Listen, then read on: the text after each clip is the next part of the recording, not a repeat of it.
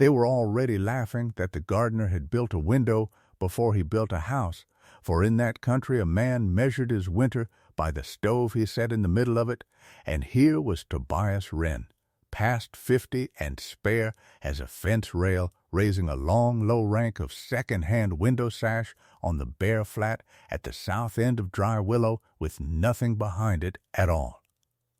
A wall of glass standing by itself in an empty field, and not one stick of a room built to go with it. In the summer of 1892, in the flat, high, bitter San Luis Valley of southern Colorado, 7,600 feet up and ringed round by the Sangre de Cristos and the San Juans, Tobias Renn bought no stove whatever.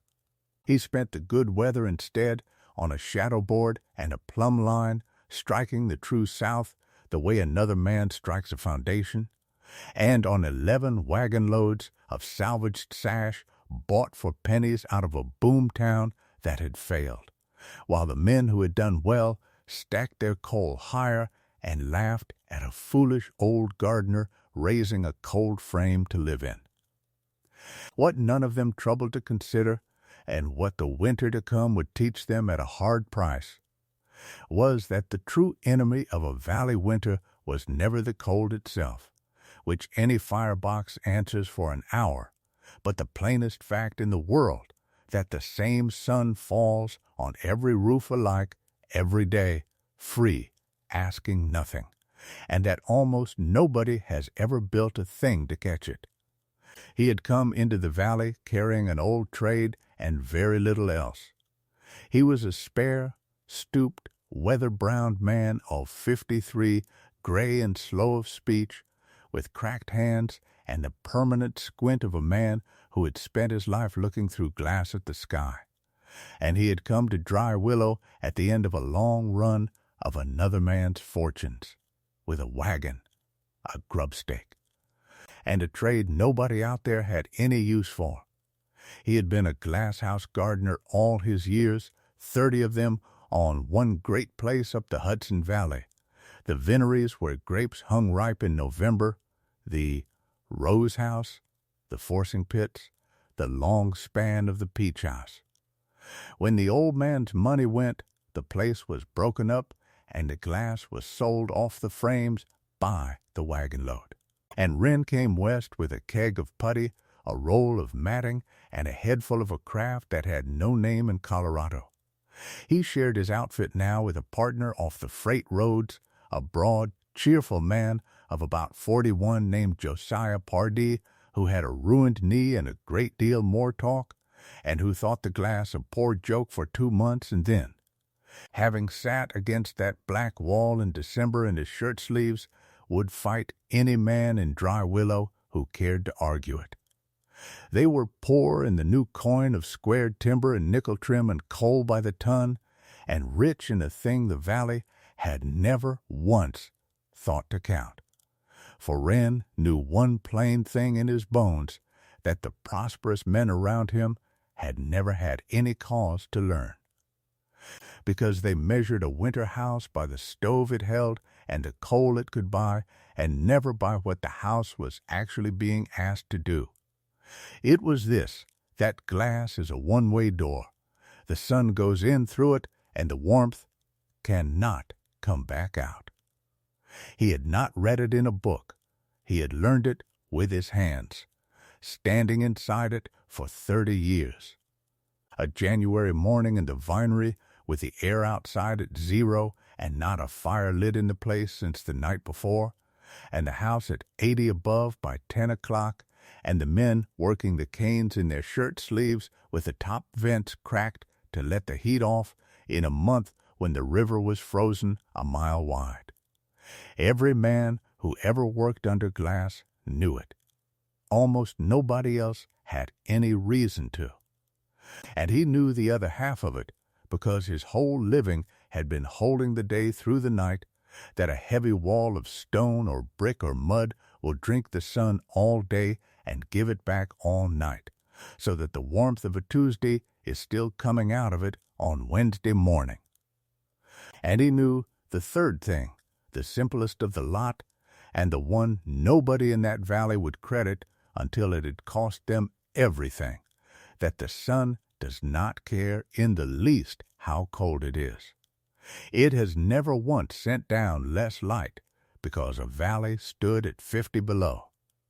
The men of Dry Willow looked at the winter sun and saw weather. Renn looked at it and saw the largest fire in southern Colorado, lit every morning without fail, delivered free to every roof in the settlement, whether a man wanted it or not, and going to waste on every roof but the one he meant to build. Knowing the sun is free is one thing, getting it in through a wall and holding it till morning is another. And every stage of it drew fresh amusement from the men stacking their coal. Renn began where a gardener always begins, which is with the sun and not the road. He spent the better part of a week on the flat with a shadow board, a plumb bob, and a nail, marking the tip of a shadow at noon day after day, until he had struck the true south line and driven his stakes on it, not by the wagon track, not by the creek, not by the view of the mountains, which were the three things every other man in that valley sighted a house by. He took the lot nobody wanted for exactly that reason, bare, treeless, nothing to look at, its back square to the north. Then he built the wall of glass, and he built it first, before there was a house to put it on, a long, low rank of second-hand sash bedded on a knee wall of adobe, double-sashed with a hand's gap between the panes, set leaning back from the plumb at the angle he had figured with a bit of charcoal on a board, the angle that would stand square to the noon sun of January when the sun hangs low over the sangres and a plumb wall gets only a slice of it. And there it stood through August, glittering in an empty field with not a room behind it, and half the valley made the ride out just to look at it. A window in a field, a door to nowhere, a lamp with no house around it. Then, behind the glass, he laid up the wall that mattered, 2 feet of adobe brick, mud and straw off that same flat, puddled and dried in the sun. And an old man from down the valley, named Feliciano Archuleta, whose people had raised churches out of that same mud for 100 years and better, showed him how the mix was made and how a course was laid true. The one man in that country who did not laugh, having lived his whole life inside thick mud walls. When the wall was up and plastered, Renn blacked it, working lamp black and forged soot into the last coat until the whole broad face of it was the flat, dull black of a stove back, and he laid the floor in dark adobe brick, and cut hatches high and low through the wall to pass the sun-warmed air into the room by day and shut it off at night. And only then, the glass up, the black wall drinking, the hatches cut. Did he build the house at all? One small, low room tucked in behind, with a plank door on the north, no window in it anywhere but the wall of glass on the south, and no stove in it but a sheet-iron cook-box the size of a valise. The amusement had a leader, and his name was Emmett Stroud. Stroud was the man the valley reckoned had done everything right. He had come in with the narrow gauge, taken the corner across from the depot before anybody knew what a depot corner was worth, and built the finest house in Dry Willow, 2 stories of milled lumber and white paint with a bay window on the front. And he had made his money on the one commodity a high, cold, ringed-in valley can never have enough of. Emmett Stroud sold heat.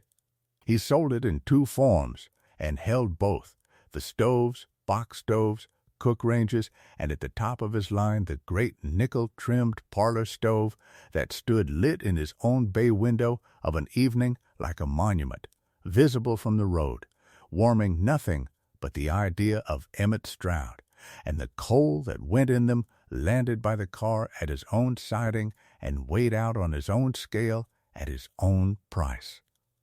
And it was Stroud who took the old gardener's wall of glass as a personal affront, for it stood down at the south end as a plain daily argument that a man might winter in that valley without buying one thing that Stroud had to sell, backward and lazy and worse, a poor example to men who owed him money. "There is no stove in a sunbeam," he would say to anyone warming his hands in the store. "And the old fool has raised himself a cucumber frame and means to winter in it, and he will be in here buying my biggest firebox before the new year, and I have a mind to make him say please." And the men would laugh in comfortable agreement, and it went round the settlement and stuck, the cold frame at the south end, and the crazy old gardener in it who would not last to spring. The strangest part of it, and the part Renn could never quite make them feel, was that there was nothing novel in any of it, and the valley looked past that only because it had never once had cause to look. Men had been catching the sun under glass for 200 years. The vineries and pineries of England ripened grapes and pineapples through a northern winter behind nothing but sash and mats. And there were glass houses in Denver 2 days off by rail that a man from Dry Willow could have walked into any January afternoon of his life and felt the thing happen on the back of his own neck. And every soul in that valley had felt it, without once thinking about it. They had felt a depot waiting room bake at noon in February with the stove out. A closed buggy with the curtains drawn go warm as a bread oven in a wind at 0. A cold frame lid in March that made a man pull his hand back.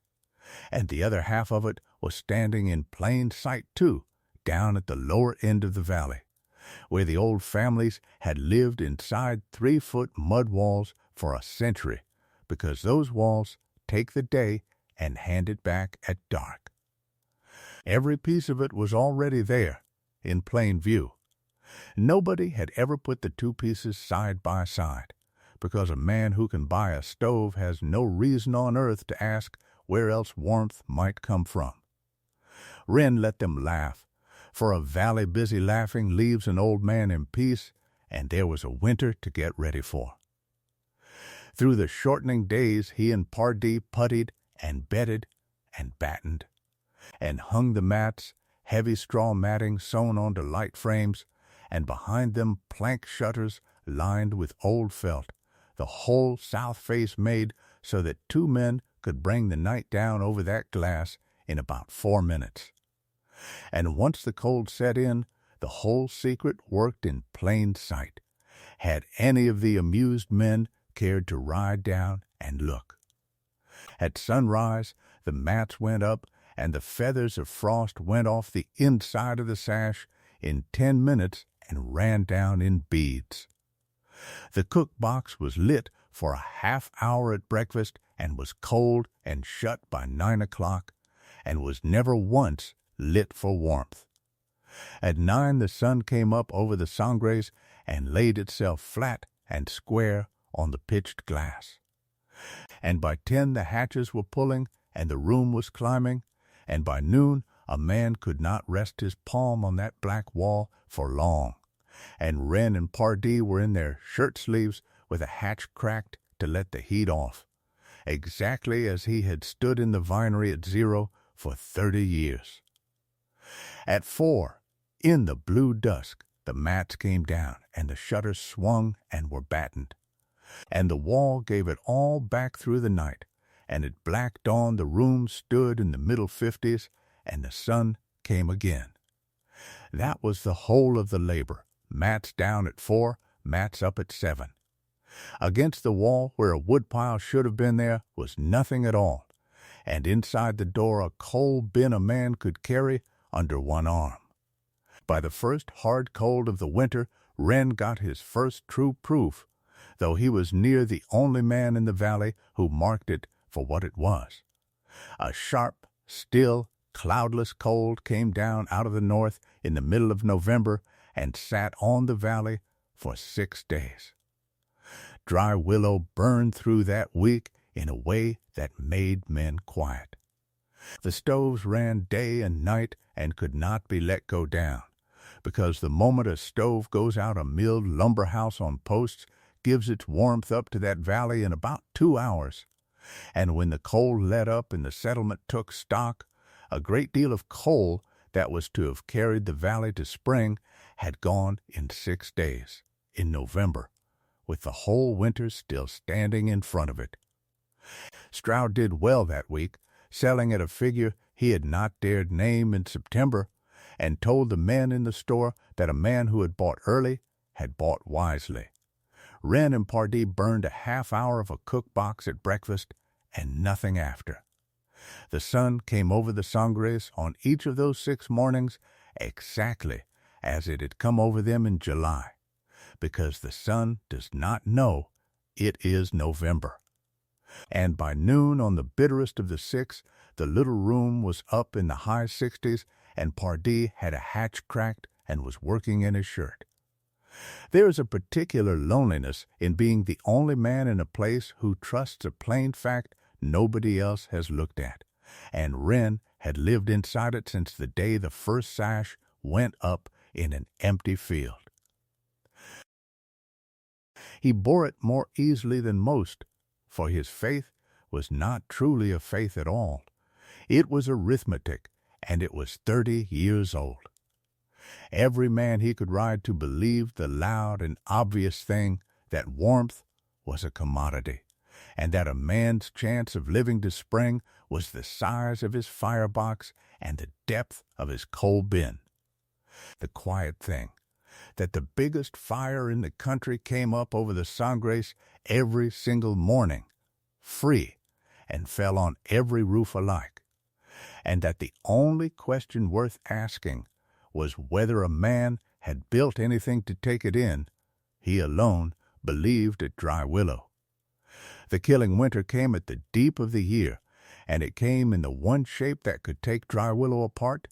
It came open. The snow never came at all. October went by dry and bright. November brought its 6-day cold and not a flake with it, and in the second week of December a storm broke itself on the San Juans and went over the valley without letting go of anything but a skiff. 3 inches of dry grit fine snow that lay down on that flat and stayed all winter, packed hard as a floor and scoured white. Too thin to shovel, too thin to bank the wall of a house with, too thin to be worth a bucket. And then, on top of that thin white floor, out of a hard cloudless sky, the cold came down and pooled. That is the thing about a ringed basin. Cold air runs downhill like water, and it had a whole rim of mountains to run down off.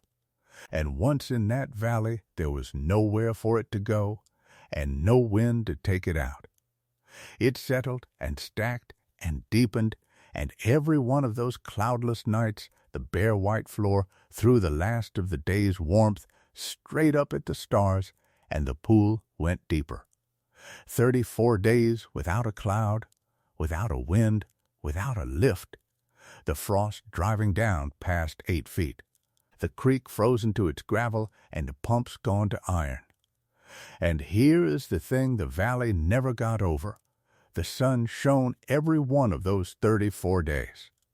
It came up over the Sangres out of a sky like blue glass and blazed down on Dry Willow all day long, and it never raised the air 1 degree, because air takes nothing at all from sunlight, and a white floor throws it back where it came from. And there was not one thing in that whole valley built to catch it, not one dark surface, not one pane set square to it, not one wall meant to take it in, except at the south end. There was coal. That was the part they remembered afterward. The line stayed open all winter, because an open winter is an open track. The cars came through as regular as summer. Stroud's yard was full to the fence. And the price never went past what a man could pay. Dry Willow had all the fuel it could burn, and it did not matter in the slightest. The houses could not hold it. They were milled lumber boxes set up on stone posts with nothing under the floors but 8 feet of frozen ground, and every man in that country wintered his house by banking it, by shoveling snow up against the walls to the sills and packing it, because that was simply how a house was made to keep, and the snow was the blanket, and the blanket never came. Frost climbed the inside of the walls until the nails grew white beards of it, and a man's breath fell out of the air of his own front room. They gave up the upstairs in the first week and the front rooms in the second, and crowded whole households into one room around one stove that was fed day and night and held 41 degrees on the worst of it. And then the water went. The pumps froze, and the pipes below them, and the wells at the top, and the cisterns split their staves, and the answer every soul in that country knew by heart, melt snow was worth nothing, because there was no snow in that valley to melt. They scraped that 3-inch crust with flat shovels and cooked it down over Stroud's coal, and it took the better part of a bushel to make 1 bucket of water. Men hauled from the artesian flow 3 miles out, where the water came up out of its own pipe and built itself a great blue-green mound of ice around the head of it. The potatoes froze in the cellars and the meat. The stock had no snow to eat and no open water, and every drop for every head had to be broken and hauled and thawed by hand, and that was the winter the valley lost its cattle, not to the cold, which they might have stood, but to thirst in a country under a lid of ice. Down at the south end, in the cold frame that the whole valley had laughed at, Tobias Renn and Josiah Pardee were warm. They were not merely getting through it, they were warm, plainly, steadily, almost absurdly warm. And every one of those 34 cloudless days, every one of the days that took another piece out of Dry Willow, was a payday. The sun came over the Sangres about 9 and laid itself square on that leaning glass, and the black wall took it in and said nothing, and the mats came down at 4, and the thing did itself again the next day and the next, 34 times running. Nothing in it could fail, because there was nothing in it to fail. No fire to feed, no bin to empty, no pipe to freeze, no team to send anywhere. And it had water. That was the thing that would undo Emmett Stroud in the end, and it came out of nothing but 30 years of a gardener's habit. Renn had put his water tank inside the glass, the way a glasshouse man always does, because you do not water a rose with water that has been standing out in the cold. He had done it without a thought, the summer before, and it was worth exactly nothing all summer long. And now, in a valley where every pump was iron and the richest men alive were cooking snow by the bushel for a bucket, there stood a tank of clear water inside that glass, liquid and bright, and never once skimmed with ice. There was a shallow box of green cress on the sill beside it.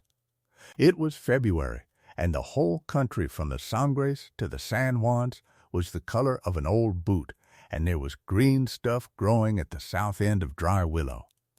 The one man in that settlement with an official interest in exactly how cold it was also the one man curious enough to go and look at the other thing.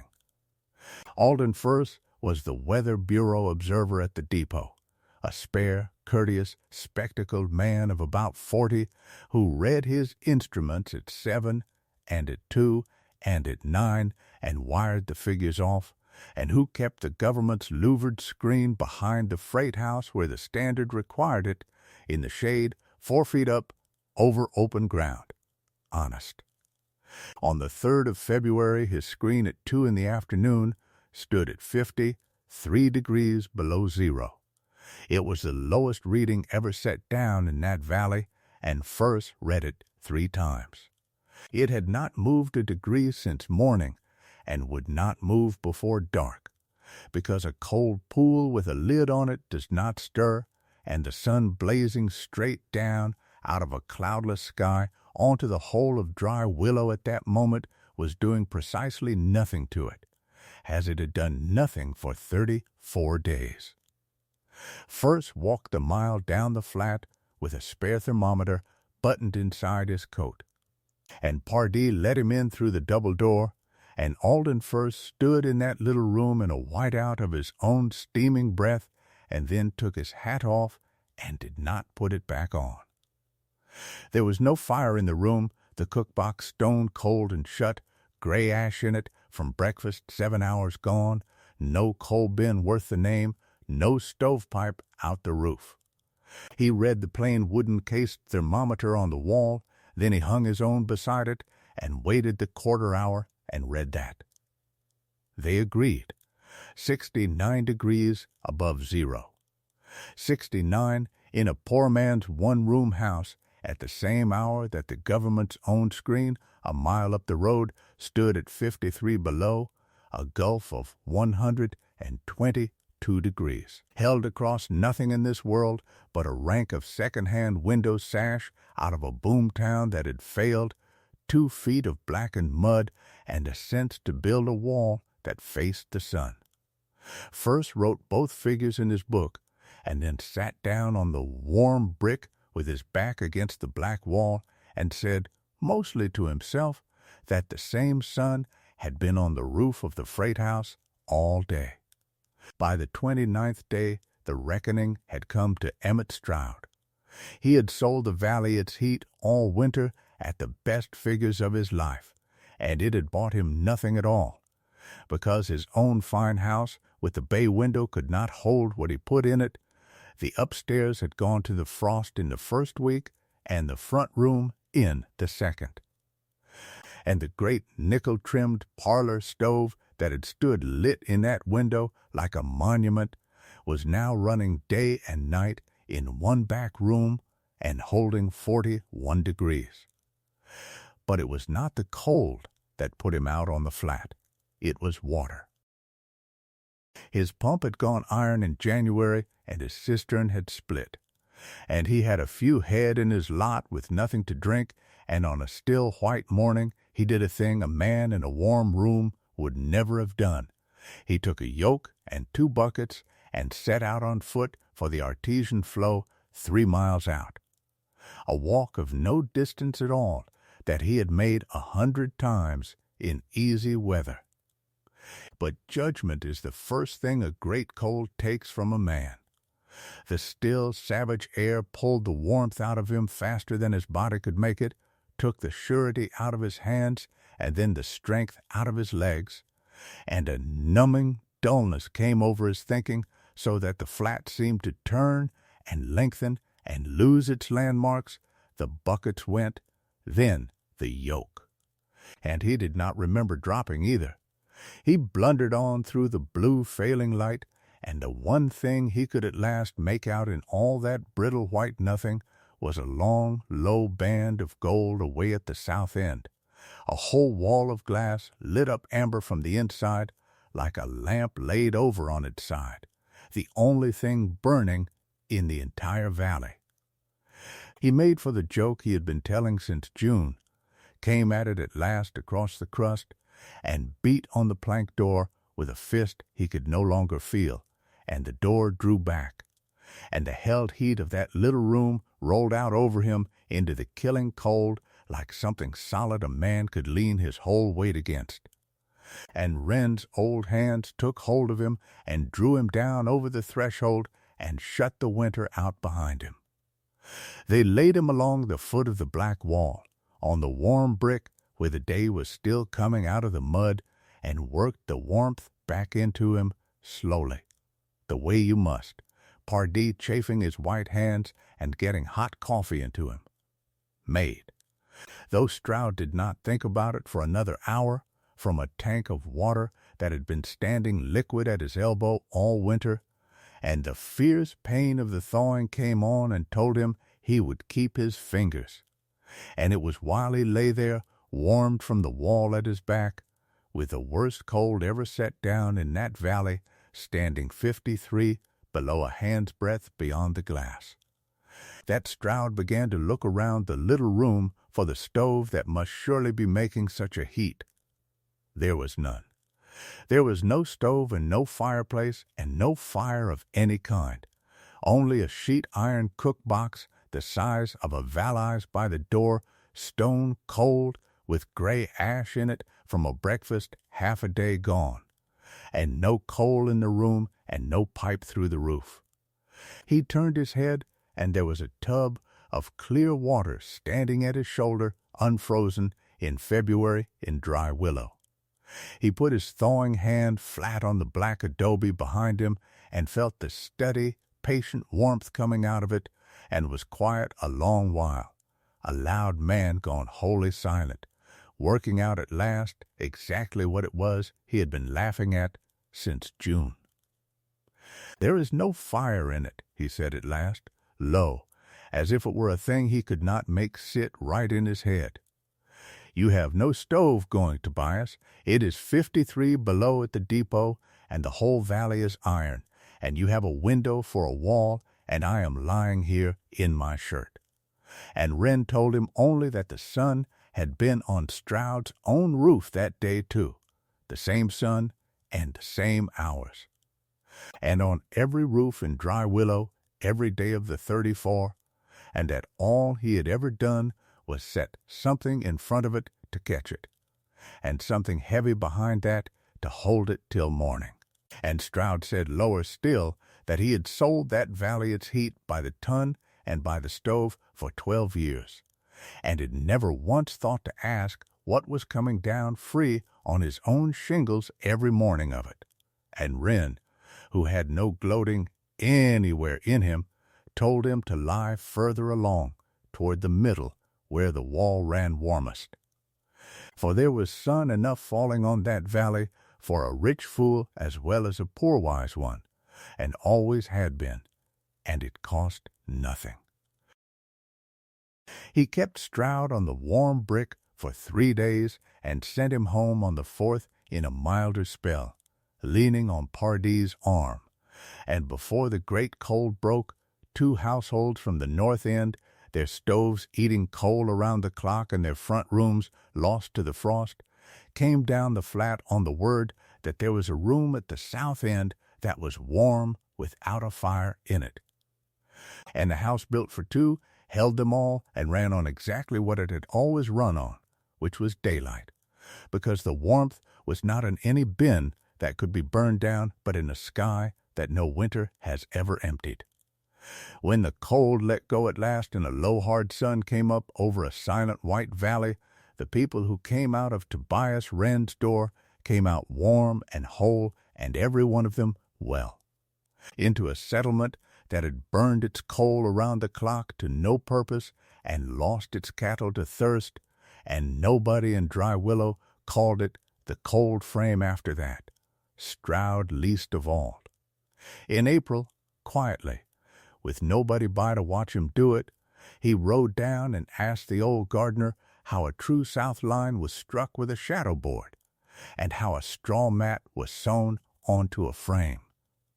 And Renn showed him the whole of it, and asked nothing for it. Within 3 years there was glass on the south face of houses up and down that valley, a sun pit at the school, and more mud work than Feliciano Archuleta could handle. But the story of that open winter, the 34 cloudless days and the frost 8 feet down, and a government screen reading 53 below at 2 in the afternoon under a blazing sun, when the finest house in Dry Willow fed a nickel-trimmed stove around the clock and held 41, and the old gardener they had laughed at sat at 69 in his shirt, sleeves, with his cook-box cold, was told up and down that country for as long as there was anyone in Dry Willow to tell it. They had called it foolishness right up until the winter came and asked its one hard question, not how much heat a man can make, but whether he ever once thought to put out his hand for the heat already falling on him. and a stove in a fine cold house had no answer to give, while a wall of second-hand glass answered it 34 days running. As they say in that valley, the sun comes up on the fool's roof and the wise man's roof just the same, and the whole difference between them is what they thought to build to catch it. Count a house not by the fire it can make, but by the light it can keep till morning, and set your wall to face the sun.